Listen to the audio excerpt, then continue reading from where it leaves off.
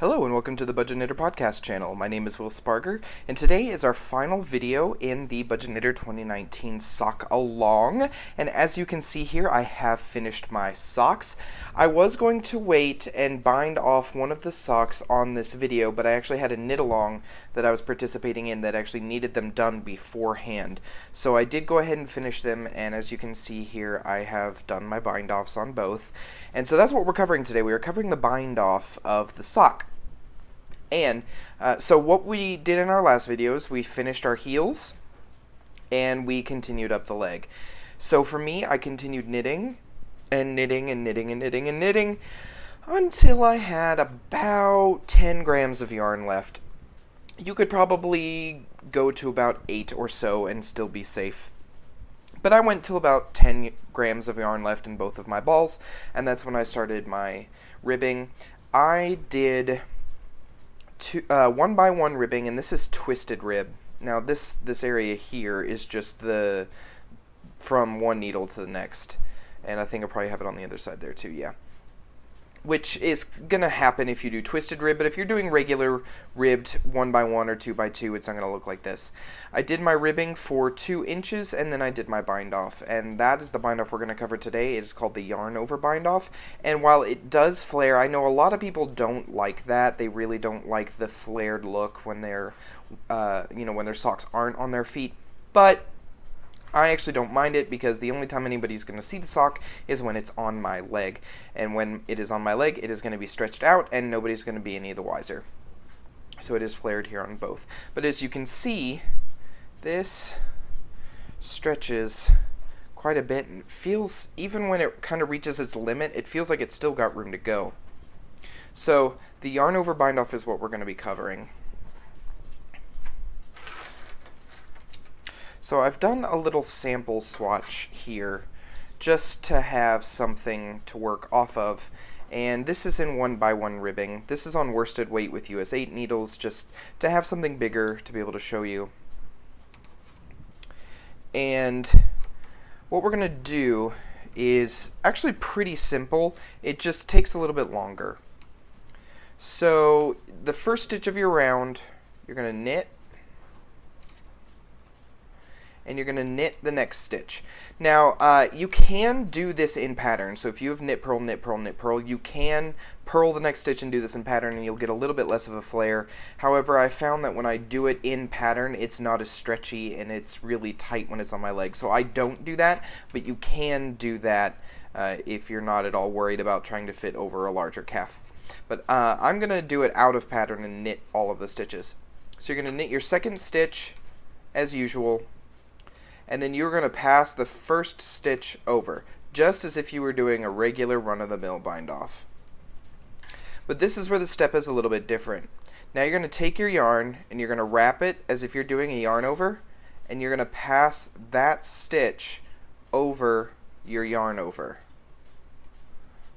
Just like that. Let's do that again.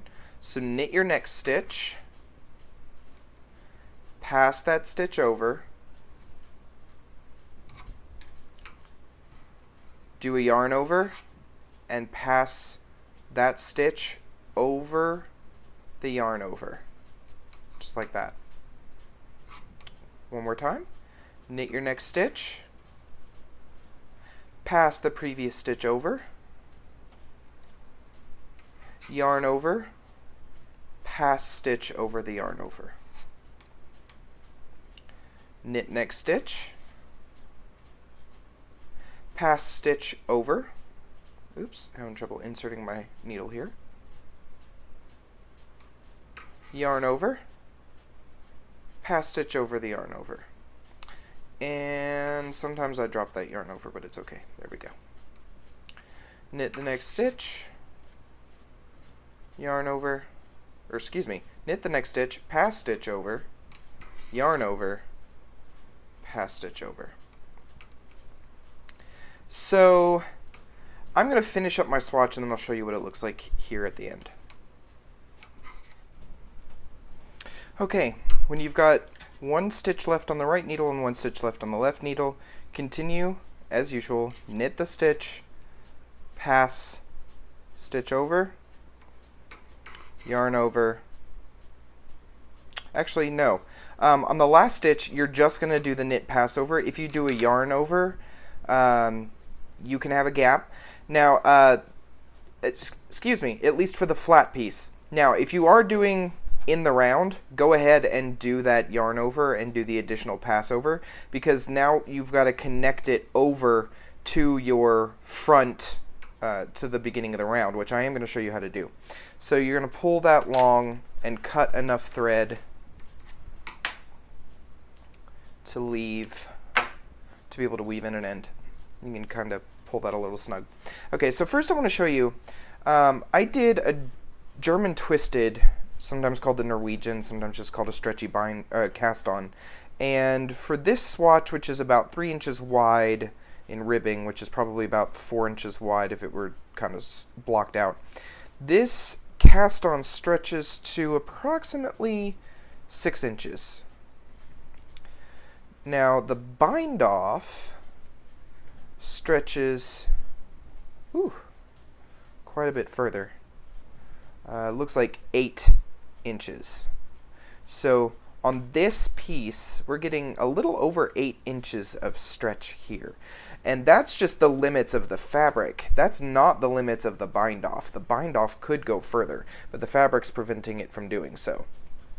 So that's why I really like this bind off. Yes, it flares, but it's great for people with larger calves. So that's why I use it on my socks.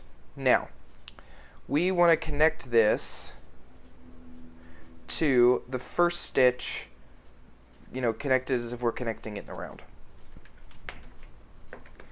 So I'm going to thread my tapestry needle here.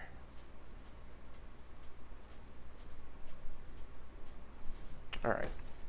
So this is this knot area here. It's really hard to see. This loop is the yarn I've pulled through. And we want to go into the first stitch. So I'm going to follow this knit stitch up. Actually, the knit stitch is this selvage edge right here. So, at least on my fabric. So the top, beginning the bind off, is this V right here. So what I'm going to do is I'm going to take my tapestry needle and I'm going to go under both legs of that V. Just like that. I'm going to pull it tight. And so you'll see there that closed that up right there. Then I want to find the spot that the yarn is coming out of, which is this hole here. On the other side, I'm going to take my needle, put it through that spot, and pull that tight. So we get a similar V right there. So if I were to pull this a little loose, here's where I went under the V, here's where I came back and went down into the stitch. So now that's pulled tight. I pull it tight because the yarn over is there. You don't have to. If you wanted to have an additional V there, you could. But because we did the additional yarn over at the end of the row, I just go ahead and pull tight, and it'll keep that nice and closed. So another thing I want to do is I want to show you, I'm going to flip this inside out and pretend that I'm going to get my yarn set up. I want to show you how to weave in your end at the top of the sock. So I'm going to get to an inside bit here. Get this set up a little bit more. Alright, so knit, purl, knit, purl. This is the knit column. This is the purl column right here in between. What I'm going to do is I'm going to take my needle, and the V's are going this way. They're going down, right? So we've got the right hand side and the left hand side. What I'm going to do, I'm going to take my needle, I'm going to insert under the right leg from left to right. Then I'm going to slowly weave this under, left to right, left to right, go to the next one, left to right, go to the next one, left to right, next one, left to right, left to right. And I will do that all the way down the entire length of the ribbing, if I can stay in the right column. Yeah, I'm in the right column. Okay. When it closes up and I lose the purl stitch, it gets a little confusing. Anyway, I would do this all the way down. That's the last one right there. So I've picked up all of those essentially on my needle. I'm going to pull the yarn through. And then once I've got it pulled through, I'm going to give this a little stretch. So the yarn is going to, it might pop out a little and it's not going to look perfectly uniform, but as you can see on the other side here, you cannot see that yarn woven in. So this is the right side, and that yarn is not visible. But on the wrong side, there it is. Now if you want a little extra, you can also go to the other side and you go right to left under what is now the right hand V. Right to left, right to left, right to left. And I don't go all the way back down. I'll go maybe about halfway. And I'll pull that. Oops. Come on. There we go. And again, stretch everything out. If you were like me and you just screwed that up and had to pull kind of tight, you might want to come down to where it turns the corner, this loop here, and stretch that back out if you can, so that it's not too tight. And then just like that. Now if you wanted to do it one more time, you could go back down the other side, but I don't think it's necessary. I didn't do it on my socks. And then you just take your scissors, clip it short, and just like that, your end is woven in on the wrong side, and on the right side, you can't even tell. It's not there at all. So that's a really good way to weave in your end at the top of your sock in your ribbing. So, like on mine, I gotta find the beginning of my round. Hold on. Here. So that is where my yarn is woven in right here. But you can actually barely tell. You can barely tell that that is where I wove in my yarn. And then on the other side, can't even tell at all. Now don't pay attention to this. I had a really loose stitch and I had to try to pick something up and it ended up looking like crap. So that's just my bad. But yeah, that you can't even tell that I wove in my yarn there, which I think is awesome. So, ladies and gentlemen, we are done knitting our socks. I realize every time I hit the table that the video shakes, so I apologize for that.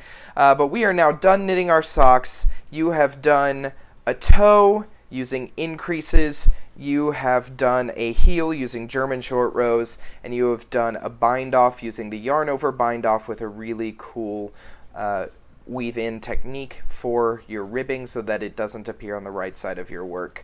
So we are done. Congratulations. I hope you had fun. I hope that you love knitting socks now. If not, that is totally okay. Socks are not everybody's cup of tea, but I really hope that you understand a little bit more about the construction of a toe-up sock using a short row heel. As with a lot of different types of knitting, there are so many different ways to do things, and socks is no exception. There are so many different ways to knit socks, from cuff down, toe up, heel flap and gusset, short rows, and there are so many different short rows. There's Japanese, there's German short row, there's fish lips kiss. There are so many really cool and interesting ways to knit a sock. So I hope this has given you a really great introduction, and I hope you will continue to explore the world that is sock knitting. And I cannot wait to see your finished socks. Tag on Instagram, hashtag BKSAL2019, that's somewhere down here, and it's also in the video description box below. Use that hashtag on Instagram so that we can see all your wonderful objects. And if you don't have Instagram, you can also post them on the Facebook page if you would like to do that, or you can just email them to me if you would like them to be featured on the podcast at a later date. So if you would like to do that, my email is in the video description box below as well, thebudgetknitter@gmail.com. Email me pictures of your socks if you don't have Instagram or don't want to post them on Instagram, and just let me know that you're giving me permission to put them at the end of one of my podcasts. So thank you so much for joining me. Thank you so much for knitting a sock with me or knitting a pair of socks with me. I really am very excited to see what yarns you used and how well they turned out. And if you have any further issues or questions, please feel free to email me or leave a comment in the video in the comment section below, and I will check that as frequently as I can. Thank you again so much, and I will see you again soon, very, very soon, here on the Budget Knitter podcast channel. Thanks. Bye.